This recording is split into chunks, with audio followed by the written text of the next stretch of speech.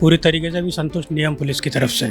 तो किसी परिजन ने बताया कि इनका यहाँ ऐसे एक्सीडेंट हो गया, तो मैंने भैया को बताया था, तो ये भैया फिर वहाँ चले गए। सिक्योरिटी कैमरा लगाया जाए ताकि नंबर प्लेट तो ट्रेस हो।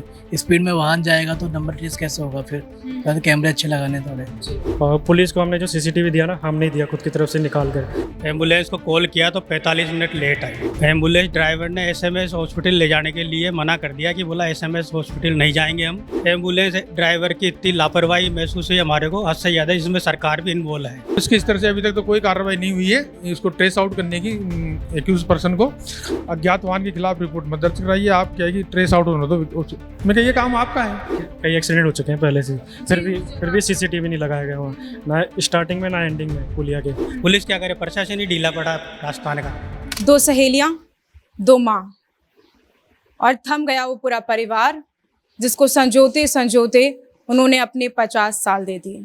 आज उस परिवार के साथ ही मैं मौजूद हूँ। जगतपुरा में पूरा परिवार रहता है जयपुर के, और सवाल एक ही है, वो तेज रफ्तार बाइक जिसने पूरे परिवार की खुशियों को खत्म कर दिया। बहुत दुखद घटना है और मैं खुद सोचने पर भी मजबूर हो गई हूँ, क्योंकि लगातार इस तरीके की घटना बार बार जयपुर में देखने को मिल रही हैं। सर, सबसे पहले इस चीज़ के बारे में जानकारी लेते हैं कि क्या कुछ पूरी घटनाक्रम हुआ था, कितने बजे मैम दोनों जो हैं वो घर से बाहर निकली थी, क्या कुछ पूरा? मैं तो अहमदाबाद था और 6 बजे मेरे पास फ़ोन आया मेरे बेटे का कि ऐसे एक्सीडेंट हो गया। उसके बाद मैं ट्रेन में बैठ के सीधा साबरमती होके और आश्रम में बैठ के मैं घर आ गया। उसके बाद सुबह इन्होंने बताया कि ऐसा एक्सपायर हो गए वो। बस मेरे को इतनी जानकारी थी। ये आप यहाँ पर थे? हाँ। क्या हुआ था, मतलब किस तरीके से आपकी मम्मी बाहर निकली, फिर किस तरीके से हुआ? सुबह 12:30 बजे के समथिंग दिन में वो दोनों वहाँ गए थे, रेलवे कॉलोनी, अंकल जी है उनके मिलने के लिए। तो वहाँ तब तक तो ठीक था, लेकिन वहाँ से 5 बजे के आसपास निकले वहाँ से। तो 5 बजे के आसपास वहाँ पे पूरी जो पुलिया है वहाँ पे एक्सीडेंट हुआ। फिर क्या सिस्टर है मेरी, है ना, उन्होंने फ़ोन किया कि क्या हुआ मम्मी, कितनी देर में आ रहे हो आप लोग? तो किसी परिजन ने कुछ फ़ोन उठाया तो ऐसे खबर दी कि एक्सीडेंट हो गया। फिर हम जल्दी से वहाँ गए। फिर वहाँ पहुँचने के बाद वो CPR वगैरह दे रहे थे थोड़ा चालू करने के लिए। फिर वो एम्बुलेंस वगैरह बुलाई तो एम्बुलेंस ने भी काफ़ी लेट कर दिया उस वक्त। तो फिर वो डेथ हो गई। ले जाते जयपुरी हॉस्पिटल ले गए, उसके बाद फिर वो वहीं। आपने आखिरी बार कॉल किया था मम्मा को? हाँ जी। क्या बात हुई थी? मम्मी से बात नहीं हुई थी। वो 5:45 में मैंने फ़ोन किया था, तो किसी परिजन ने बताया कि इनका यहाँ ऐसे एक्सीडेंट हो गया, तो मैंने भैया को बताया था, तो ये भैया फिर वहाँ चले गए थे। जी। आपकी मम्मी के साथ जो दूसरी महिला थी वो उनकी फ्रेंड थी? हाँ जी, बहन फ्रेंड। हाँ जी। तो ये भी सुनने को मिल रहा है कि कुछ परिवार के शादी की कुछ अच्छी बातें करने के लिए गए हुए थे, कुछ अच्छी सूचना के लिए वो लोग गए हुए थे, बातचीत करने के लिए अपने जेठ के घर गए हुए थे। तो आपकी मम्मा थी? हाँ जी। तो वो बातचीत करने के लिए गए? हाँ जी, दोनों बातचीत करने गए थे। जी। अभी पुलिस तक ये सारी जानकारी पहुंच चुकी है, FIR दर्ज करवा चुके हैं, क्या कुछ पुलिस ने अभी तक अपडेट दिया है? अभी कर रही है, अपनी कार्रवाई कर रही है पुलिस भी, लेकिन पूरी तरीके से भी संतुष्ट नहीं हम पुलिस की तरफ से। CCTV कैमराज से तो सारी चीज़ें सामने आ ही गई हैं। जो वाहन चालक है, जो बाइक चालक है, वो मौके से फरार हो गया था। अभी कुछ पकड़ में आया? नहीं, अभी नहीं पकड़ में आया। हम चाहते हैं कि ऐसी दोबारा घटना नहीं हो, किसी और परिवार बर्बाद नहीं हो इस मामले में। बस हम सख्त सज़ा मिले उस आदमी को, बस हम ये चाहते हैं। बाकी हमें और कुछ नहीं चाहिए ऐसा। बस कड़ी से कड़ी सज़ा हो उसको, ताकि दूसरा परिवार बर्बाद नहीं हो। कटपॉट जो पॉइंट है वहाँ पे कैमरे लगाए जाएं। बंद थे? सिक्योरिटी कैमरा लगाया जाए ताकि नंबर प्लेट तो ट्रेस हो। स्पीड में वाहन जाएगा तो नंबर ट्रेस कैसे होगा फिर? तो कैमरे अच्छे लगाने थोड़े ऐसे। आपकी भी मम्मा उसमें शामिल थी? मैं उस टाइम पे यहाँ मौजूद नहीं था, मैं सूरत में था उस टाइम पे। तो मेरे पास कोमल का कॉल आया था। मैं जस्ट ऑफिस से पहुँचा ही था कि आपकी मम्मी और मेरी मम्मी का एक्सीडेंट हो गया है। उस टाइम मैंने भाई को कॉल किया पूछने के लिए, तब इन्होंने बताया कि हॉस्पिटल जा रहे हैं।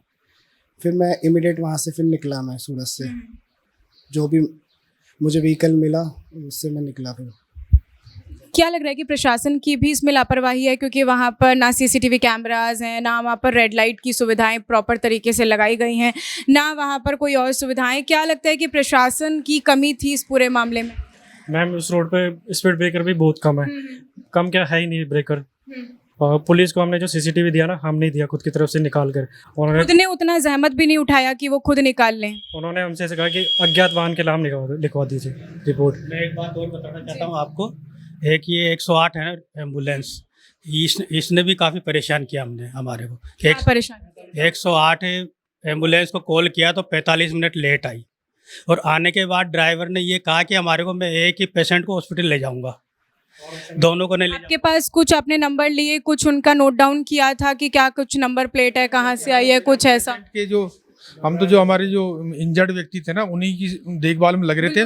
लेकिन क्या है कि उस टाइम पे बड़ा मार्मिक दृश्य था, तो हमने एम्बुलेंस से बोला कि भाई आप ले जाइए दोनों को। नहीं, मैं एक को ही लेके जाऊंगा और एक को नहीं गया। फिर हमने प्राइवेट एम्बुलेंस की, और फिर प्राइवेट एम्बुलेंस वो BL हॉस्पिटल वालों से, और फिर उसके बाद में क्या कि हम वहाँ लेके गए। तो कम से कम उस एम्बुलेंस वाले ने कम से कम 45 मिनट तक हमारे खराब कर दिया। हो सकता है टाइम से ले जाता किस तो हॉस्पिटल लेके गए थे? उसको मना कर दिया, बोला ऐसे में नहीं जाऊंगा मैं। एम्बुलेंस ड्राइवर ने SMS हॉस्पिटल ले जाने के लिए मना कर दिया कि बोला SMS हॉस्पिटल नहीं जाएंगे हम जयपुर में छोड़ देंगे इनको, पेशेंट को। तो क्या उस पेशेंट को हो सकता है SMS ले जाते तो कुछ चांस हो सकते थे बचने के, लेकिन एम्बुलेंस ड्राइवर की इतनी लापरवाही महसूस हुई हमारे को, हद से ज़्यादा। इसमें सरकार भी इन्वॉल्व है, क्योंकि सरकार इन चीज़ों की तरफ देखती नहीं है। और सरकार क्या करती है कि इन लोगों को नज़रअंदाज कर देती है, कोई मरे तो मरे, नहीं कुछ भी हो ऐसे। मतलब बत्तियों पे जो कैमरा हो रहा है ना, काम ही नहीं कर रहे, कोई से भी काम नहीं करे। तो आप ये भी नहीं पता लगा सकते कि किस व्यक्ति ने ये पूरी घटना को अंजाम दिया, वहाँ पर कौन मौजूद था, क्या वहाँ पर जो एम्बुलेंस थी वो लेट पहुंची नहीं पहुंची, ये सारी तमाम चीज़ें वो आप लोग पुष्टि भी नहीं कर पाएंगे, क्योंकि CCTV कैमराज ही वहाँ पर नहीं थे। क्वालिटी इतनी नहीं है कि उसमें दिखेगा, विजुअल इतना क्लियर नहीं आ रहा है। खुद के स्तर पे निकाले हमने सीसीटीवी सारे, सब कुछ खुद के स्तर पे। हाँ सब कुछ। पुलिस के स्तर से अभी तक तो कोई कार्रवाई नहीं हुई है इसको ट्रेस आउट करने की, एक्यूज पर्सन को। और ये बालाजी मोड़ वाले कैमरे बंद हैं, और 7 नंबर वाले भी कुछ ही कैमरे चालू हैं, कुछ के नहीं है, वो जो जिधर से वो गुजरा है। परसों के दिन ही एक और वहाँ पर एक्सीडेंट हुआ, एक लेक्चरर थी, उनका भी एक्सीडेंट हुआ जी। हमारी कॉलोनी की है वो भी। अच्छा, वो भी आप ही की कॉलोनी की हैं? तो ये पास में ही है जहाँ पर ये लोग गए हुए थे? जी हाँ, वो मेरे पास ही गए थे मिलने के लिए, दोनों के दोनों। अच्छा, हाँ, मैं जी हाँ, मैं किशन लालू, मेरे पास ही गए थे दोनों के दोनों सुबह करीबन 1-1:30 बजे, और फिर शाम को 5-5 पे रवाना हुए। और हमने काफ़ी दिन में शादी ब्याह की बातचीत की, बच्चों की, मैं कहा भाई लड़की देखना है, शादी करनी है। तो और फिर वो शाम को 5-5 पे रवाना हो गई। उसके बाद में क्या है कि 5:30 सवा 5 बजे फ़ोन आ गया, 5:30 बजे मेरे पास कि भाई जगदीश का, मेरे भैया का, कि भाई उनका एक्सीडेंट हो गया और उनकी टांगें टूट गई है सुगना देवी की। तो हम तुरंत ही, मैं तो 2 ही मिनट में आ गया वहाँ हॉस्पिटल में। फिर हॉस्पिटल वालों ने क्या है कि वो प्लास्टर वगैरह बांध रखा था, एम्बुलेंस को फ़ोन किया किसी रागी ने, एम्बुलेंस वाला आया 15-20 मिनट आधा घंटे बाद में, तो उसने नाटक करना शुरू कर दिया। तो हो सकता है जल्दी से ले जाते तो कुछ न कुछ गलतियाँ रही हैं एम्बुलेंस चालक की भी, क्योंकि इस तरीके के घटनाक्रम में एक एक सेकंड बहुत ज़्यादा मायने रखता है, और जो लोग खोते हैं उन्हीं को पता होता है कि किस व्यक्ति ने अपने इंसान को खोया है।